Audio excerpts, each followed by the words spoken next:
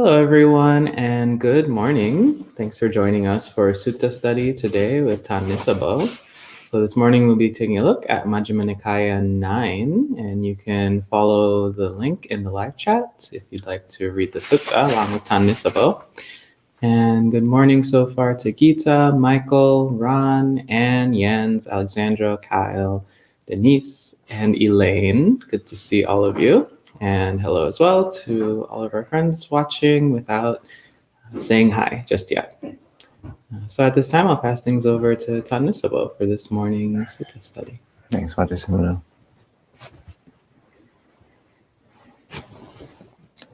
Namo tassa bhagavato arahato sammasambuddhassa.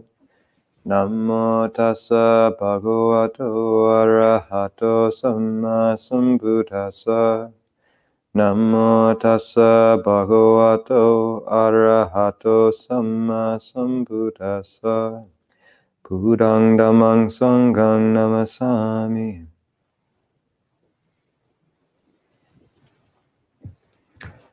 So, it's my last day here at Empty Cloud, more or less. I leave tomorrow, and it's just been a great stay, so I just want to thank the community and everyone for taking me in. I signed up to do a sutta study, not realizing that sutta studies are usually based on shorter suttas, so I chose what is perhaps one of the top 5 most deepest and most involved suttas in the canon. And to top that off, I think we're actually going to have a slightly shorter session today, so bear with me. This is Majjhima Nikaya 9, the Sammaditthi Sutta, right view. And I picked it because it's one of my favorite suttas. There's a lot here. So I'll begin by reading a little bit of it, and then we'll stop and work through some of the things I've read other teachers say about it, some of the things I've pondered around it as well.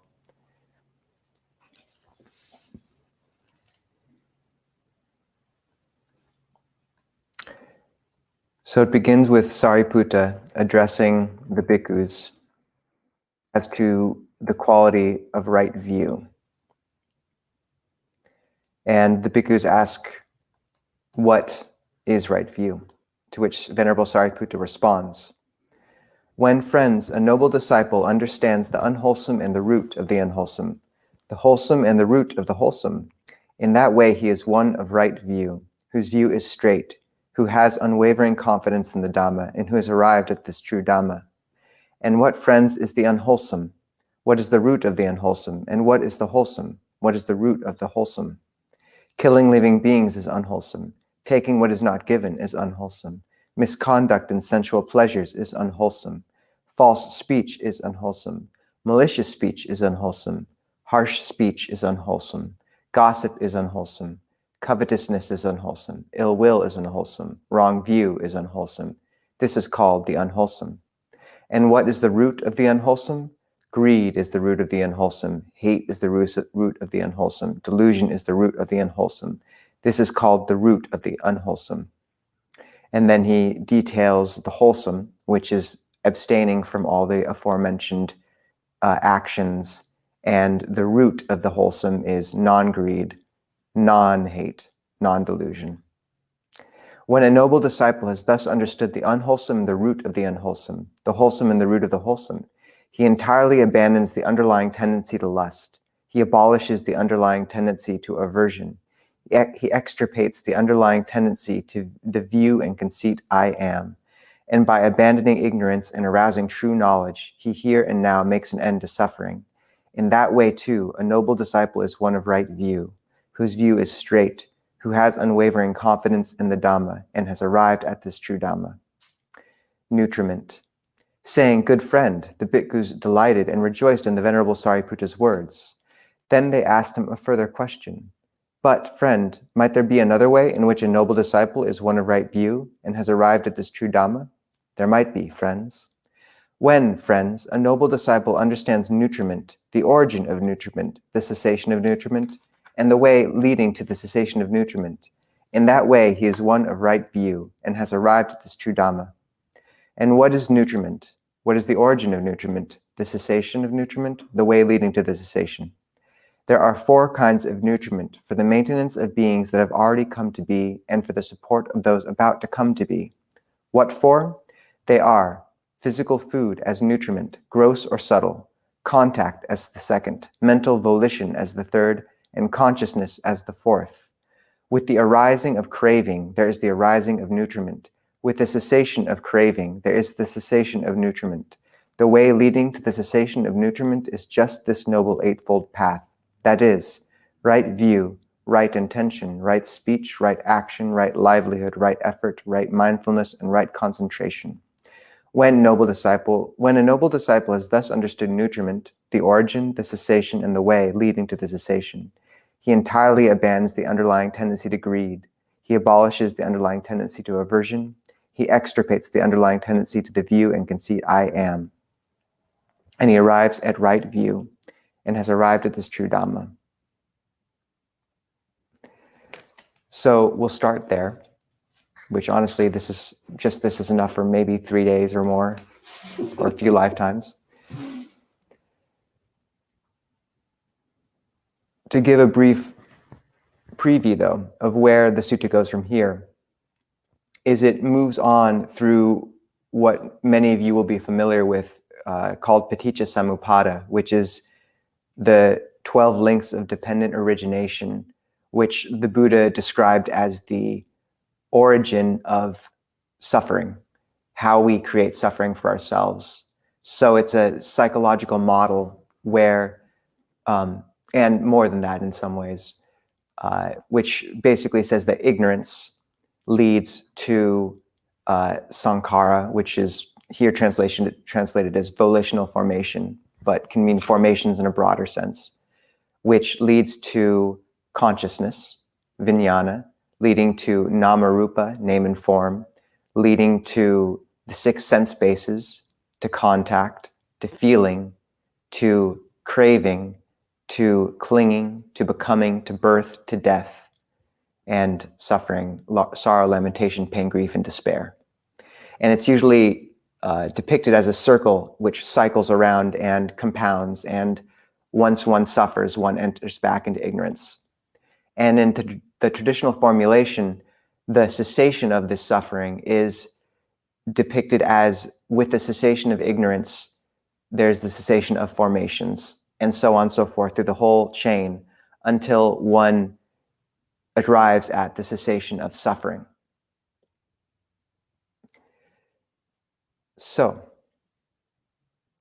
this sutta is unique in that it doesn't begin right at suffering, which is where or at ignorance, at the beginning or end point of that 12-link chain, which is so often where descriptions of dependent origination do begin. But rather, the Venerable Sāriputta, who was considered equal to the Buddha in wisdom, spoke first of the wholesome and the unwholesome. And the wholesome he described very simply as refraining from bad actions and doing good actions. And the root of those unwholesome actions are greed, hatred, and delusion in the heart. And when one develops the Noble Eightfold Path and abandons the unwholesome, then they come to right view and attain to the Dhamma.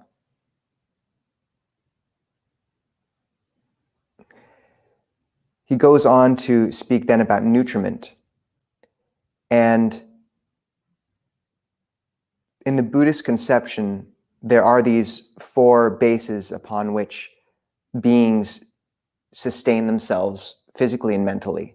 There is food for the body, and then the mind sustains itself through volitional formations, contact, and sense consciousness. And in this sutta, Venerable Sāriputta says that the craving is what leads to this nutriment arising, and that when one understands the nutriment, each nutriment, its arising, its cessation, and the way to its cessation, then one abandons these three roots of aversion, greed, and delusion, and attains awakening. So what is interesting about this is that instead of starting at either end of the chain of dependent origination, either with suffering or ignorance, Venerable Sāriputta begins speaking of the wholesome and the unwholesome, and of nutriment. And these are two interesting subjects because the Buddha would frequently expound them to young disciples. There's two suttas especially where the Buddha speaks to, in instructions to Rahula, he speaks specifically about skillfulness in action and reflecting on one's actions and finding what motivates an action. And in the Buddhist conception, the motivation for an action is what makes it skillful or unskillful, which is why in this sutta, the Buddha speaks about the roots of the wholesome and unwholesome being greed, hatred, and delusion, or non-greed, non-hatred, and non-delusion, depending. And I think that one of the reasons the Buddha began with speaking on the wholesome and the unwholesome, not just with these young novices such as Rahula, his son, and why Venerable Sāriputta begins here with speaking on the wholesome and the unwholesome, is that it rests at the basis of the Buddhist path in the sense of being how we categorize skillful and unskillful action. And for the Buddha, skillful and unskillful action were kusala and akusala, were the essential ingredients which we use to move towards awakening. He speaks about his beginning the path of practice by dividing his thoughts into wholesome and unwholesome ones, motivated by these roots of either greed, hatred, and delusion, or non-greed, non-hatred, and non-delusion, and particularly which intentions characterize those thoughts. So this insight into what is skillful and what is unskillful was essential for the Buddha's first stepping onto the path himself in this lifetime.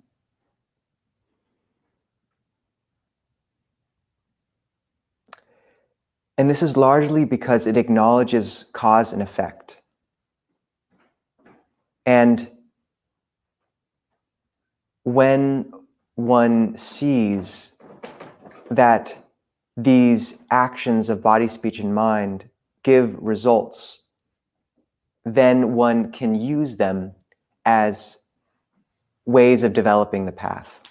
So this insight into wholesome and unwholesome is very essential, and I think it's why Venerable Sāriputta begins with it here, and why the Buddha taught it to his son so early.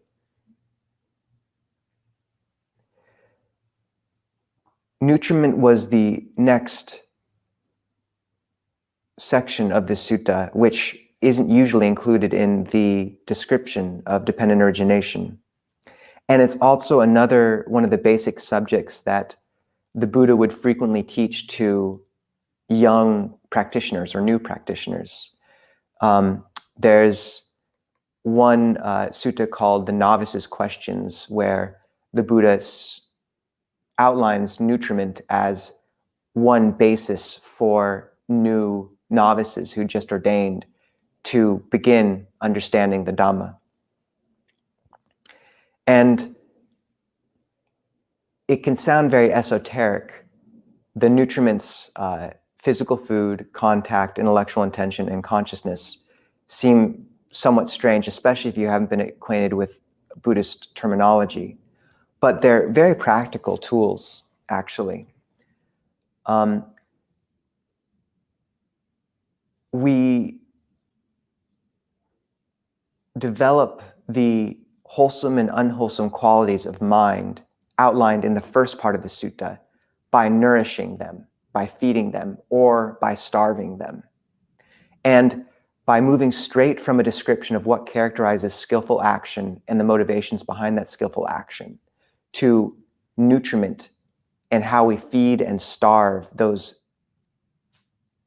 aspects of mind, the Buddha is showing clearly the cause and effect relationship between the path and how we practice and what manifests in our hearts. And he's showing how we can starve and feed those different aspects of the mind. There's a great sutta in the Samyutta Nikaya, 4651, yes, which speaks about how to nourish and starve the hindrances and the enlightenment factors. So, for example, one starves the hindrance of aversion by developing metta, loving kindness. One starves the hindrance of sensual desire by not giving attention to the sign of the beautiful.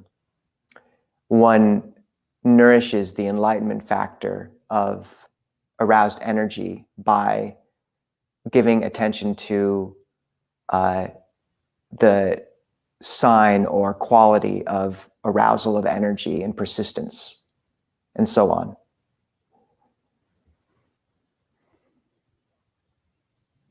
So he's establishing the basis of our practice. One of the most interesting ways I've seen the nutriment and nutriments applied is looking at meditation and the holy life as a whole in this path. This doesn't so much have to do with the food nutriment, that's for the body. But in terms of how our mind sustains itself, intellectual intention, the first of the nutriments, of the mental nutriments he speaks about, is variously translated as mental formation, sankhara is the word, or volitional formation, Ajahn Sucitto translates it as programs, and the essential ingredient in sankhara is cetana, or intention. It's the need to do, or it's part of that. And it's these programs that we run, at least in the mental realm, which constantly direct our thought, speech, and action. And you can see this very clearly in meditation. If nothing's going on, then a thought will pop up and it'll be interesting and you'll start to run with it.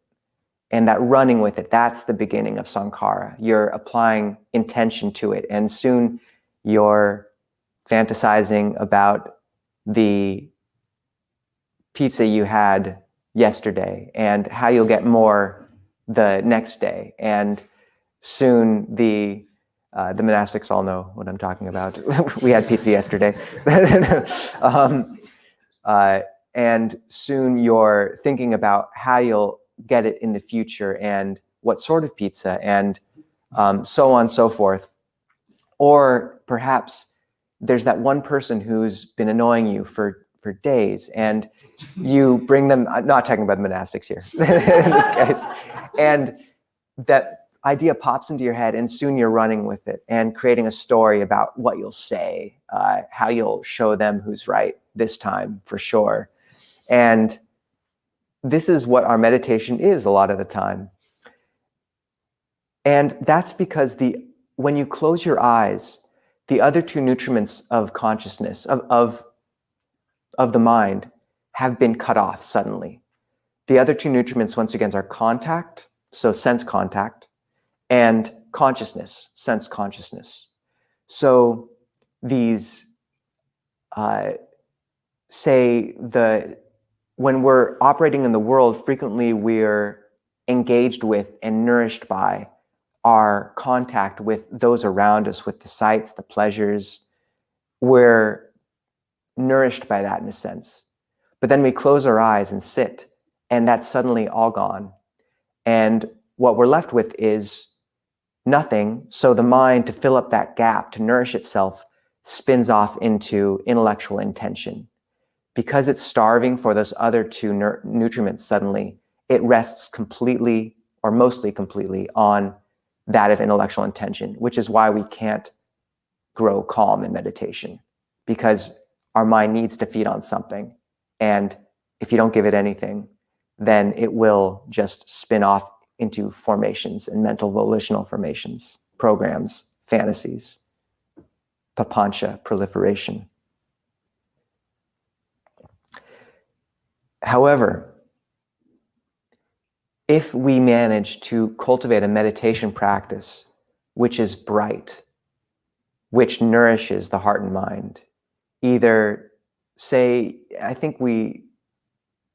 if you've been practicing for a while, you know what it feels like when you manage to really begin to cultivate metta, and it feels, the glow in the heart is so restful and sustaining, and you don't feel the need to fantasize about how your spouse didn't wash the dishes again, because there's this glow in your heart. And that glow in your heart is providing the other two nutriments. It's providing contact in a very wholesome way, very wholesome contact. And it's providing consciousness, sense consciousness, specifically of this internal feeling, or rather this internal sensation of the mind, this internal Dhamma. And because it's resting in that, then it can let the sankhara, the proliferation, fall away. Similarly with breath meditation, when the piti, what is translated as rapture or refreshment, begins to flow around the body, and one gets a feel for the pleasure that comes from the breath energy, then one can just stop proliferating because it's calm. And this also goes for the practice in general. We come to this path addicted to the only food we know, which is a nutriment, volitional formation, proliferations, these fantasies which we know are unworthy of us. We've thought of that one argument 20 years back so many times. Would you really pay to see that movie again? You know, if you think about your proliferations that way, like would you pay $5 to see that movie again? You've seen it how many times? And yet we can't stop. And it's because our heart is hungry, and that's all it knows. It just knows junk food. So the Buddha spoke of different levels of happiness, and one of the things that this path implies, renunciation is not this soul-deadening attempt to cut off pleasure. Practitioners and monastics are the true hedonists. We just know what real pleasure is. And the Buddha brought this up a few times. King Pasenadi, or several wanderers challenged the Buddha about why he was I believe they referred to him as a destroyer of life or something like that. And the Buddha said, look, I'm a complete, I think it was King Bimbisara, can he rest in continual pleasure for 7 days straight? And the other wanderers were like, well, no, not really. And he's like, I can. And as we cultivate these wholesome nourishments of the heart, loving kindness, true purpose, samadhi, unification of mind, the pleasure that comes from being blameless, as they say in the suttas, a sense of meaning, a sense of blessings and being held by the Sangha, generosity. These are far more beautiful nourishments for the heart. And they are conducive to calm, because you're providing the heart with these other two nutriments of contact and consciousness in a very real sense. This glow in the heart, it's real. And so you don't need to proliferate, once again, around food or that thing you hate or that movie that you want to see, because there's something far more beautiful. And furthermore, on the path, if you cultivate mindfulness, there's a famous sutta where Venerable Dhammadina says that neutral feeling when experienced with knowledge is pleasurable. Neutral feeling when experienced without knowledge is painful. So as we cultivate mindfulness, everything in our life becomes pleasant, more so. Not everything. Suffering's always there. We become more and more used, we see more and more the coarse elements in our experience and let go of them. But the neutral day-to-day becomes something very sustaining to the heart.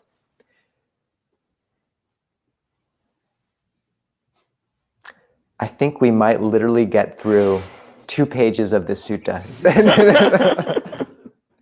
But it didn't seem, it's not one to rush, and I wasn't quite sure. Well, I think in the future I would pick a smaller sutta.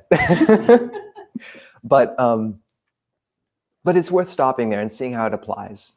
Because one rushes through these suttas and one can just see them as words. You're like, yeah, unwholesome is unwholesome. I remember reading the suttas the first time and being like, wow, this is repetitive. I might go to hell for saying that.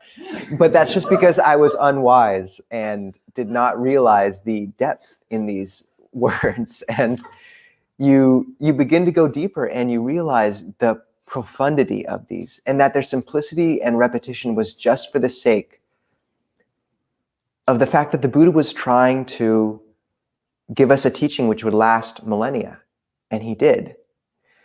And more than that, that any appearance of simplicity is completely an illusion. We've moved through, we could have gone deeply into every one of these roots and nutriments if we wanted, far, far longer. The Buddha said that if he had 4 disciples who each lived to 100 years, and all they did was talk about the 4 foundations of mindfulness, or rather, if he was to talk to these 4 disciples about the 4 foundations of mindfulness, he would never run out of things to say.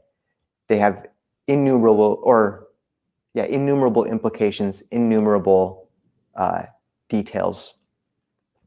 So this is one example of just how much is hidden in the suttas, and how if you read it again and again, it is extremely practical and unbelievably deep.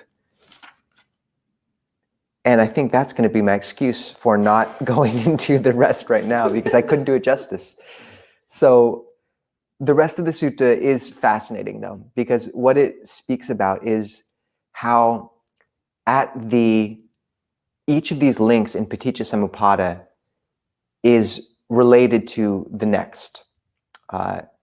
Birth gives rise to death. Becoming gives rise to birth. Attachment gives rise to becoming. Craving gives rise to attachment, and so on. And he shows that if you understand the origin of any of those links, the relationship between any of those links, then that is your entry point into right view. And it is enough to attain awakening from any of those. Which means that wherever you apply the 4 Noble Truths, this framework of understanding the phenomena, its origin, its cessation, and the path leading to its cessation, wherever you apply that in this chain, the whole chain dissolves. Which means you don't have to worry about getting there right at ignorance, which would be impossible, maybe not impossible. I don't think many of us could do it.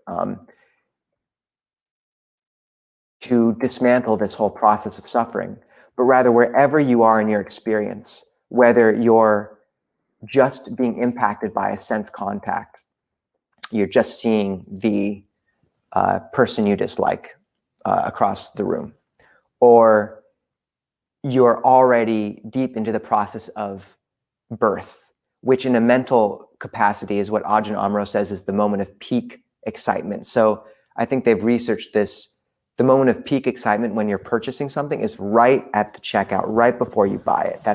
That's your birth moment. So wherever you are in these process of suffering, if you bring to bear right view in the Four Noble Truths and see the phenomena, where it's coming from, the craving, see what peace feels like, and then understand the practice, the Eightfold Path leading from that, that's enough. And so it's applicable at any point. This whole thing can fall away, this whole chain. And the one other very unique part of the sutta is that it doesn't stop at ignorance like they usually do. It goes one link farther back to the fermentations, the asavas, of becoming, of sensual desire, kamasava, to becoming, and avijja asava, and sometimes views. Ditthis in their times, isn't it? But not always. And these, in the traditional way people speak about coming to awakening, or the Buddha, the stock phrase, it's one understands ignorance or suffering, the origin, and so on, or ignorance rather, and then one understands the fermentations. And it doesn't really show, though, how those two are related or how the fermentations condition everything. But in this sutta, it's very interesting. It gets to ignorance. And then it says fermentations, these asavas, are the cause of ignorance. And then what is the cause of the fermentations? Ignorance is the cause of the fermentations. So it turns back on itself right there and shows how this is how ignorance leads to more ignorance, leads to more ignorance, how we get trapped in a vicious feedback loop. And that's fascinating, and would provide room for many, many more talks, which I'm sure the Venerables at Empty Cloud will regale you with in weeks to come, perhaps, or perhaps not, because this is a really long sutta for sutta study. But it is definitely one you should read if you have the chance. Okay.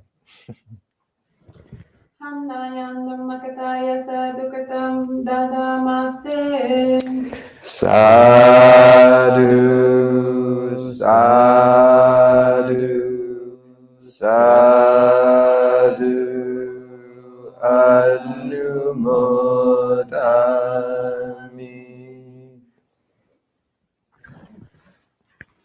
Thank you, Nisabho, for sharing part of this sutta with us. It was very engaging.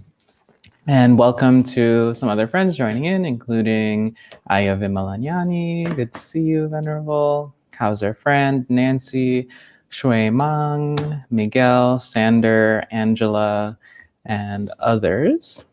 And if there are questions, feel free to type them in at any time and we'll bring them up.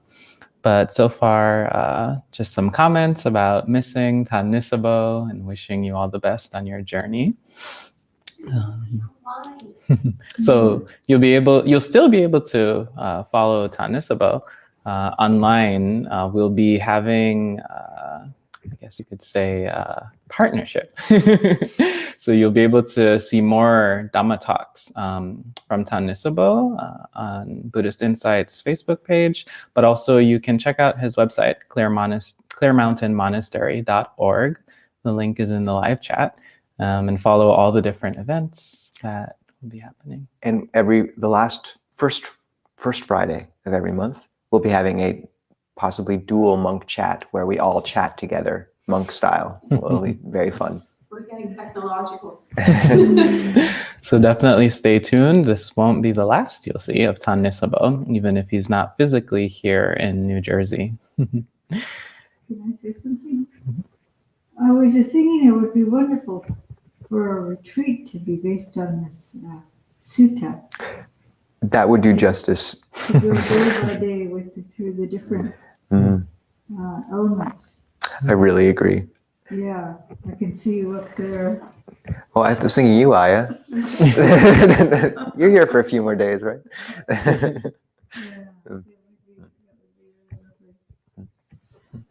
It's an amazing sutta. Yeah, to contemplate each element, to go into depth day by day. Yeah. I agree. And I appreciate the way you explain nutriment, because sometimes it's like, oh, well, we're just supposed to starve ourselves to death, but to nourish oneself on the wholesome mental states, to have that to replace what we're usually feeding on. So. Yeah, I agree. I think, yeah, the idea of renunciation is this sort of soul deadening thing. I mean, it can be that if it's held badly. I mean, as we take on precepts or monastic vows, we do constrain our actions, but it's as if, we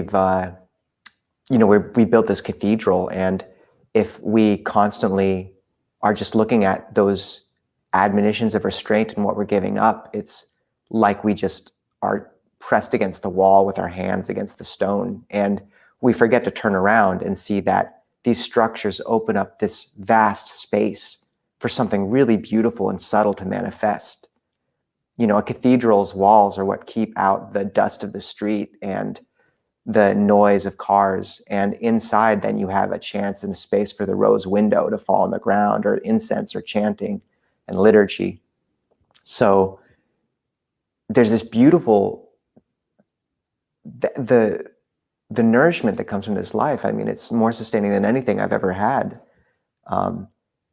It just takes a while to get a feel for and to sort of figure out how to cultivate. But we're not giving anything up for nothing. We're gaining far more than we give. We just have to be smart enough to follow the Buddha's advice and do it.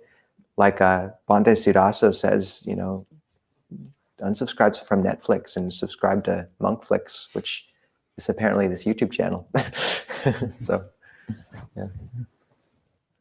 And Angela says, in addition to metta, is there another good way to nourish the mind during meditation? Yeah, we spoke of this a bit yesterday. In the 4 protective meditations, the Buddha singles out Buddhanusati, recollection of the Buddha, and metta as really nourishing meditations. And yeah, recollecting the Buddha can bring up enormous states of happiness, and the Dhamma and the Sangha. Similarly, the breath meditation, if cultivated correctly, allows the body to become deeply nourished, and the mind as well through that.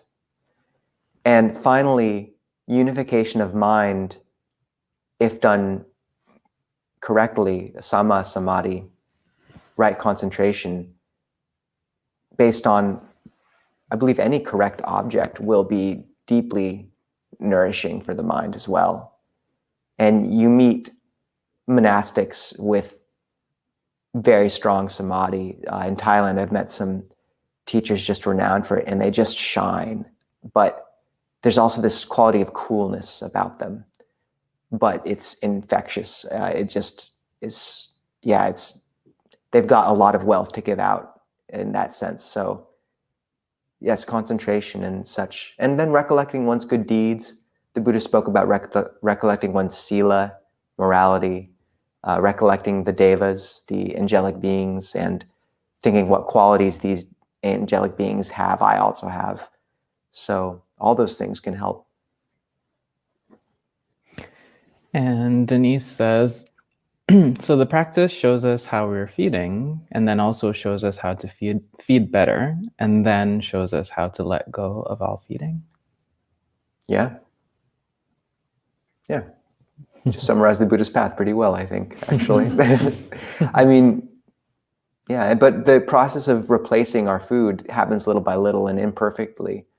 I mean, Ajahn Chah said that 80% of the practice is knowing we need to let go of something and not being able to. So it's a process of, we do many things that we know are not good for us or others. And those aren't always as simple or as benign as fantasizing about arguing. Sometimes they're deeply damaging and addictive. And it's what it's what can draw us into and others into deep states of misery. So partially it's beginning to become sensitive to the burning of those things, about how they really make us feel, but also it's simultaneously cultivating these bright spots. So in the 4 protective meditations we went over yesterday, notice that too, metta and buddhanusati, recollection of the Buddha, and loving kindness are new nourishments for the heart, whereas 2, death contemplation and recollection of the unattractive nature of the body are becoming disgusted with old food to an extent, either our infatuation with life or in the sense of useless activity, or with the body. So we're giving up the junk food and getting better food. And Michael says, it seems as though right view can just as well be described as an absence of wrong view. Not me, not mine, this I am not, is right view.